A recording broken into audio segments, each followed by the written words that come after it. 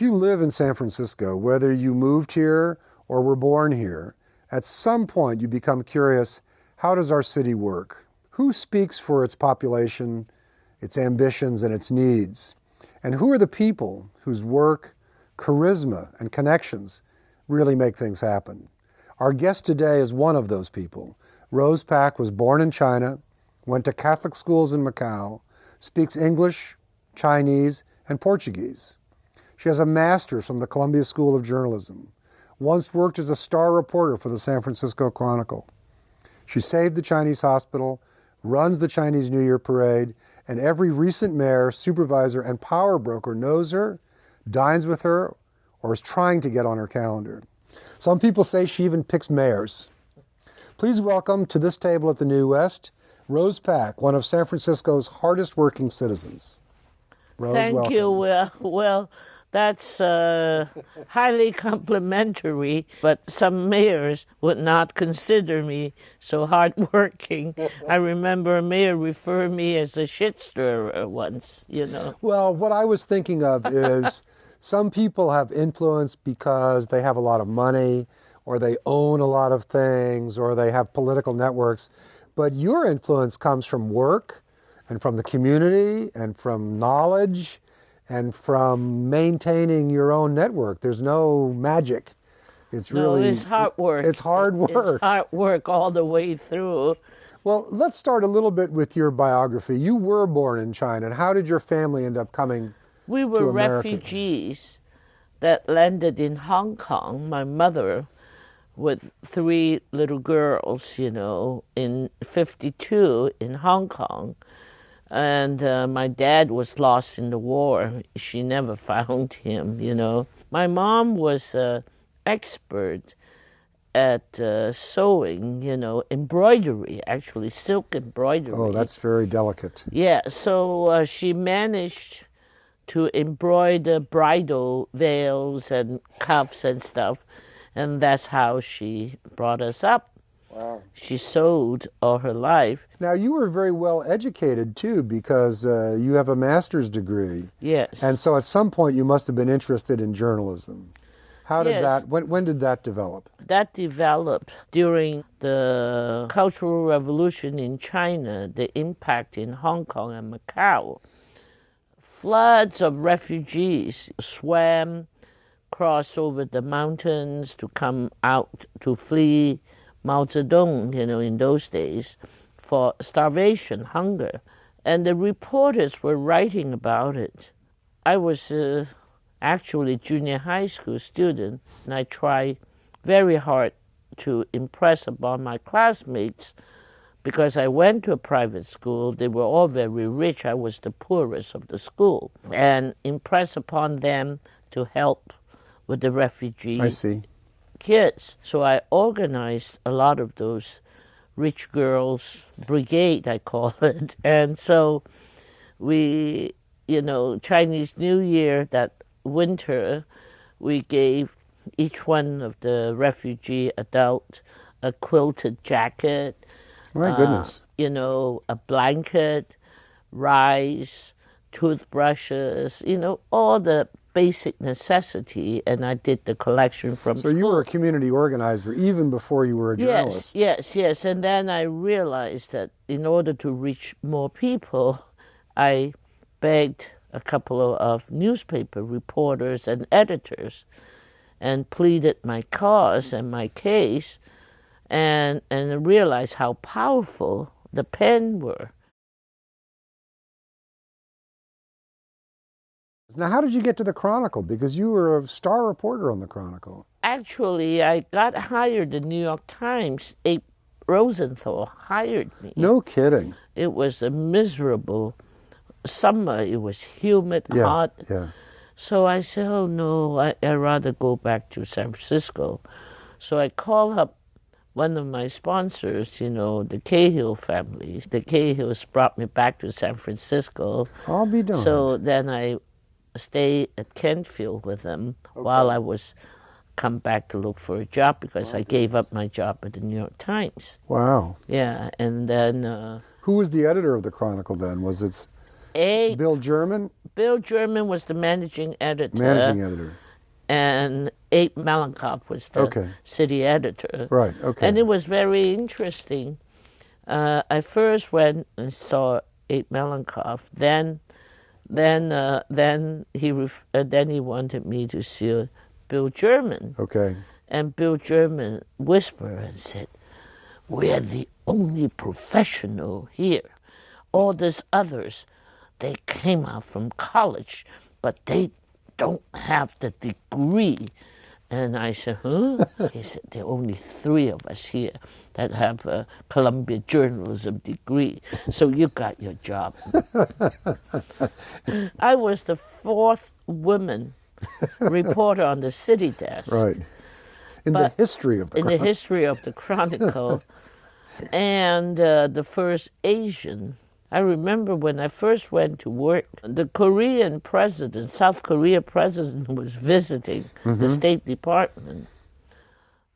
Dick Hamp was the assistant city manager and editor. And he said, "Mr. Malenkov wants you to go cover this, you know." And I said, "Oh." And he says, "Yeah, you guys speak the same language, right?" So I go, "Huh?"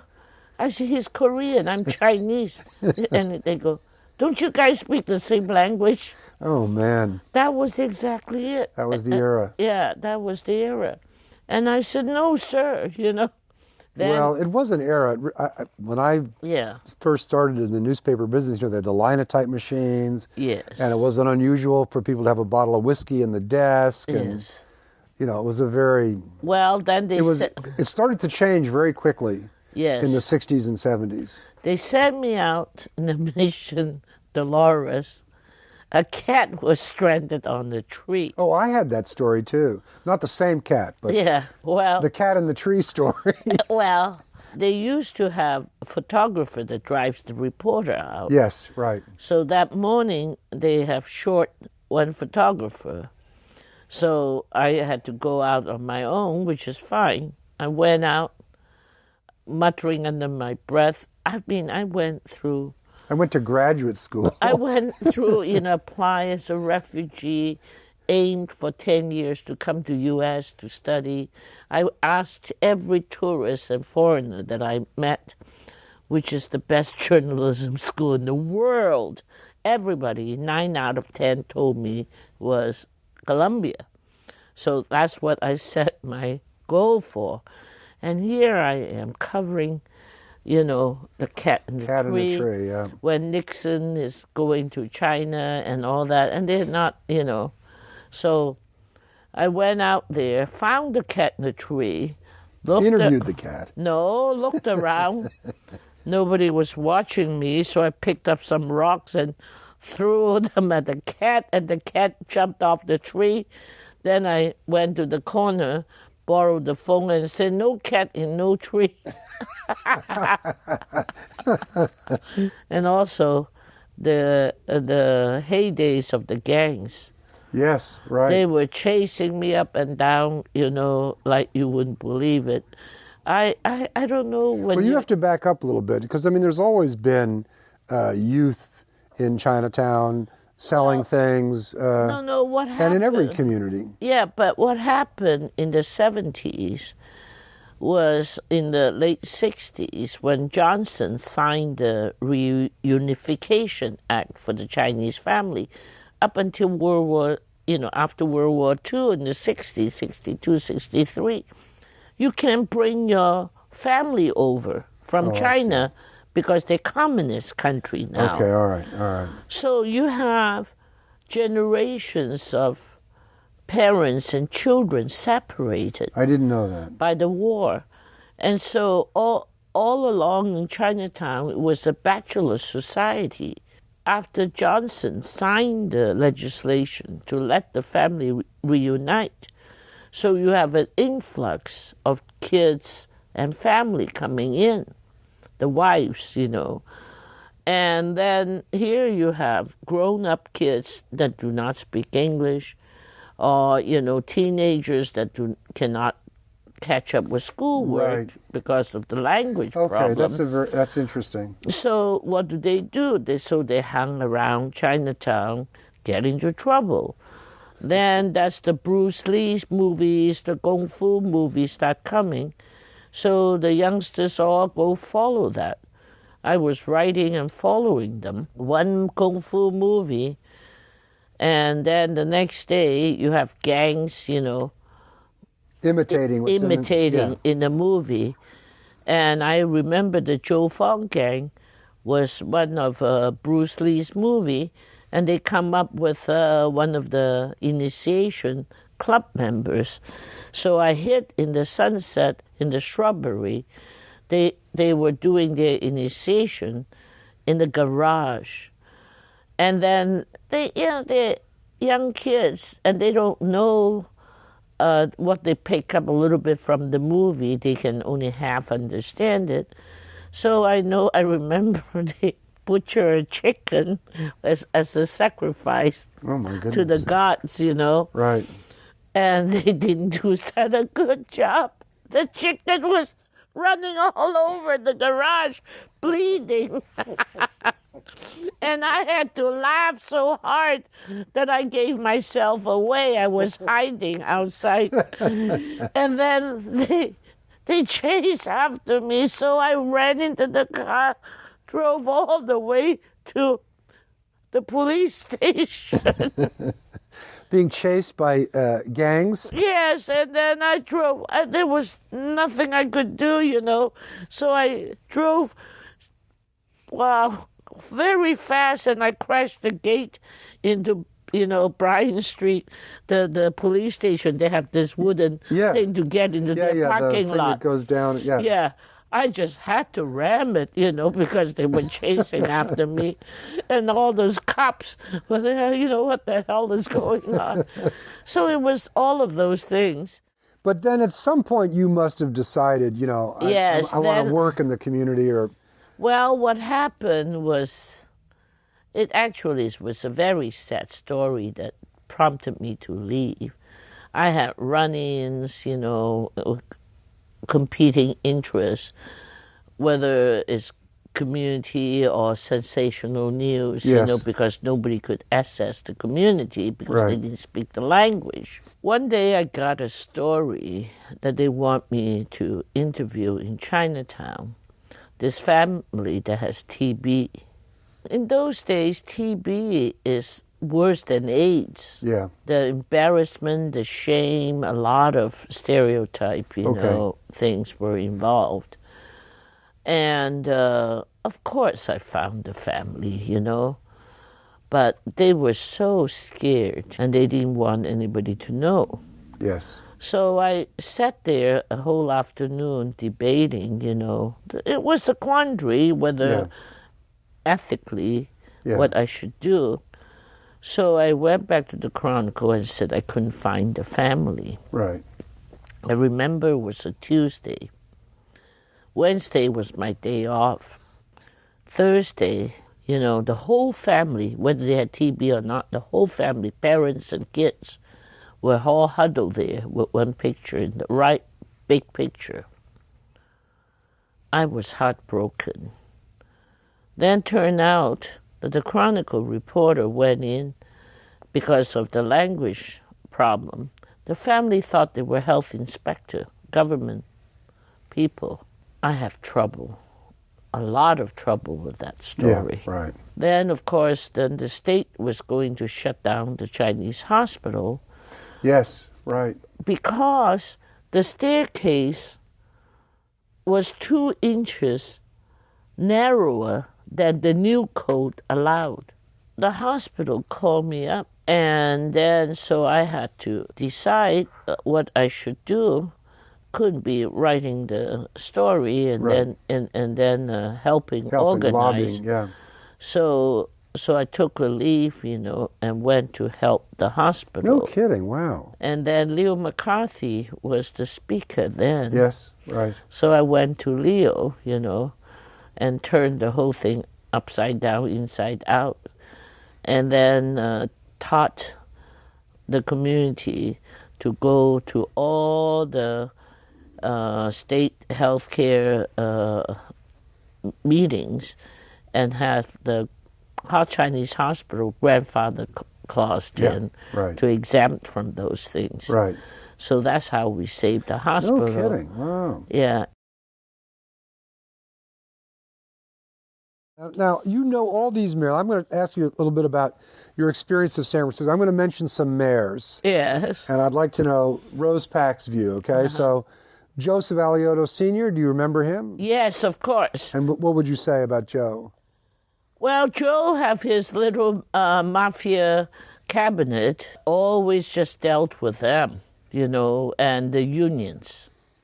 He was very strong with the unions. Yeah, that's the extent of it, yeah. But didn't he get a lot of stuff built in San Francisco? A lot of the redevelopment was when Alioto was well, there? they started the redevelopment. With Geary Boulevard. Joe Alioto was the first one that put some diversity on city commission, not because they were African Americans or Asian Americans or people of color. It's because it's dictated by the unions. They were all union members, right. and they were all rubber stamping his stuff. That's my All right, opinion. our next mayor, George Moscone. George had the heart and never had enough time. And George make a decision, always checking off with a whole bunch of his friends, you know, the other legislators, whether they're the Burtons or Willie Brown. We'll get to Willie. Yeah. Dianne Feinstein. Dianne Feinstein is typical Sacred Heart product, so I can ID with her. Okay. Very trim and very proper. Yeah. And serious. She was a serious mayor. Very serious, good heart. She is a typical physician's daughter and a physician's wife. But she could be very, very stubborn. And Diane's also very dogmatic, still is. Okay. She has no tolerance for scandal, but she was spoiled by her dad and Bert Feinstein. So she has a hands full with Dick Blum. Art Agnos. Art Agnos is Papa knows best. Very condescending. You thought so? Yes. Art has no tolerance for difference of opinion. Really? But Yeah. he comes from more of a community background Yes, than Diane, say, or... but he's very condescending. And So that doesn't work well, I wouldn't think. No, it's his way or the highway. And he has no that's why he lost it by such narrow margin. Yeah. If any of those groups, if it weren't holier than thou, Yeah. you know. They could have put him back into office. Yes. And then he lost to what? Frank Jordan. Frank Jordan. Frank Jordan just blissfully went through 4 years. He never took care of the cops that was serving with him for 25 years. Right. He never would have thought to bring them to a ball game, invite his colleagues. Frank is for Frank. Now we come to Willie Brown. Willie Brown is big tent approach mayor. Yes. Very forgiving, otherwise he couldn't have lasted this long. Right. However, I told him figuratively and literally, he has bad eyesight. He's not very good judge of character. My impression is Willie can get along with anybody that he wants to get along with. Willie, no matter how obnoxious you are, he always remembered the dignity of the office that he held. And I know for a fact that, you know, there's some people, he came to me to help somebody. And I said, are you kidding me? Why am I supposed to help? This guy's a moron. He did this. He'll go, Miss Rose, I would be so consumed with hatred and so consumed with getting even. You can't live like that. Yeah, I think he's right, actually. And so he said, hey, it's politics. Forget it. Just move on. Okay, Gavin Newsom. Gavin Newsom is got the biggest ego. I don't think California is big enough for it. Did you work well with him? Did he want your help in talking to the community or in certain projects? I don't think he really cared much about doing anything for the city. The same way I don't think he cares much about the state of California. It's whatever gets him to the next stop. Yeah. Jeez. And finally, Ed Lee. Ed Lee, I have been heartbroken about it. I want you to talk about that because some people say you and Willie Brown sort of made him mayor or advanced his candidacy. Well, let me put it this way. He's the hardest working guy. He's a very decent guy. And he has all the luck in the world, too, if you think about it. Yeah, I understand. The economy, everything. It's better to be lucky than smart. Yes. But he has kept every single one of Gavin Newsom's staff. He has not brought in anybody. That's interesting. Yeah, that is weird. So they're all pushing the same agenda that Gavin Newsom was. His nature is to get along with people, friendly with people. Yes. But because the staff is so bad that they don't have the rapport with the board, they could do a lot more. Okay. And he's not. He's afraid of his own shadow. He hasn't named any Chinese American to any important position or anything. I think he's bending backward to show that he is the mayor of the city, not the mayor of Chinese Americans. So that means you're very insecure in your own skin.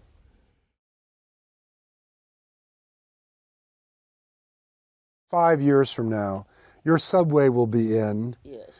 All these buildings will be here, all the Twitter, all the new technology. But what will the city be like? That's what you have to be careful, because I think the high-tech world is very good, it's technology, it's science, it's progress. The heads of those high-techs, by and large, the chairman and the few on top are conscious of their civic responsibility.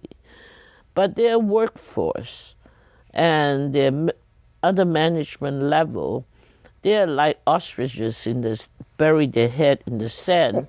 They don't see their surrounding area.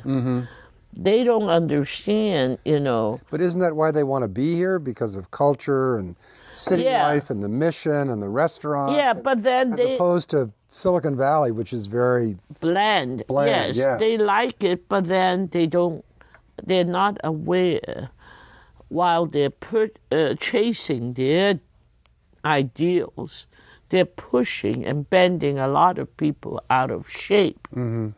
The workforce in my community, for example, they started with low income. So their Social Security are about averaging $760 a month. In the old days, up until 5 years ago, you pay $300, $200 out of $760 for rent. You can still barely get by. Now, those single SRO, communal kitchen, communal bath, they're $600-700 a month. That's why we find our seniors scavenger, picking up cans, going through refuge for vegetables, bins and fruit bins. So we have never seen anything like it. Our housing stock in Chinatown, the Pingyuns, are over 50 years old. Yes. There's no remodeling, 60. Yeah, that's no right. remodeling, no nothing. It's a very good point, because you see remodeling all over the city, but not in these older communities. Yes. So 5 years ago, I just happened to look for an old friend that I haven't seen for a long time. He was in his 80s, so I checked him out, Mr. Lau. So he has his meals delivered. But I happened to be there on a Saturday. So I said, "Oh, Mr. Lau, what are you eating?" he had a plastic tub there, pink, I remember. So he says, oh, they have a cutback. So now Saturday, Sunday, they don't deliver the meals, so they deliver it on Friday. So I go check. They were frozen food. Oh, my goodness. The senior in his 80s, immobile, they don't have a freezer.